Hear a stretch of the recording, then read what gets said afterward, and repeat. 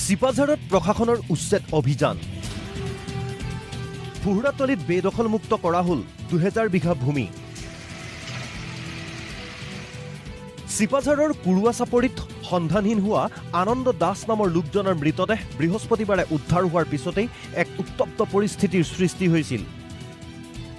একাংশ উত্তেজিত লোকে বেদখলকাৰীৰ ঘৰ দুৱাৰ ভাঙি জ্বলাই দিয়ে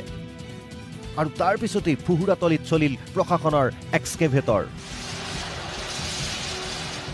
খুদ জিলা উপায়ুক্তৰ উপস্থিতিত ভাঙি পেলোৱা হ'ল ইটোৰ পিছত সিটোকৈ 60টা ঘৰ মুকলি কৰা হ'ল প্ৰায় 2000 বিঘা ভূমি আমি মানে আগৰ পৰাই আমি এই অঞ্চলৰ বেদখলকাৰী উচ্ছেদৰ প্ৰক্ৰিয়া লৈ আছিলোঁ এইবিলাক আইনী ব্যৱস্থা গতিকে আমি আগৰ পৰাই লৈ আছোঁ এনেকুৱা নহয় যে কালি ঘটনাটো হোৱাৰ কাৰণে আমি তাৎক্ষণিকভাৱে কৰিছোঁ আজি প্ৰায় 60 ঘৰ মানুহ প্ৰায় 2000 বিঘা মাটি তেওঁ মানে খেতি বাতি আছিল আৰু কিছু মানুহৰ ঘৰ ইয়াতে মানে পামঘৰৰ নিচিনা আছিল অৰিজিনেল ঘৰ বেলেগ ফালে আছে গতিকে ঠিক তেনেকুৱা আমি উচ্ছেদ কৰিছোঁ আৰু উপায়ুক্তৰ ঘোষণা সিপাঝাৰৰ অন্য ঠাইতো চলিব উচ্ছেদ অভিযান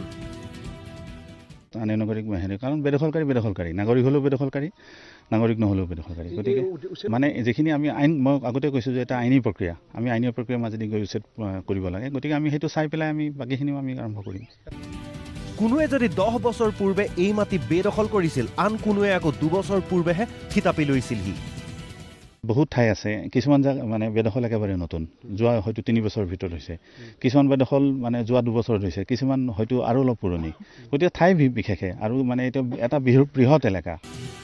ইফালে সিপাঝাৰত মুঠ ৭৭,০০০ বিঘা ভূমি বেদখলকাৰীৰ কবলত আছে বুলি প্ৰায় অভিযোগ উত্থাপন হৈ আহিছে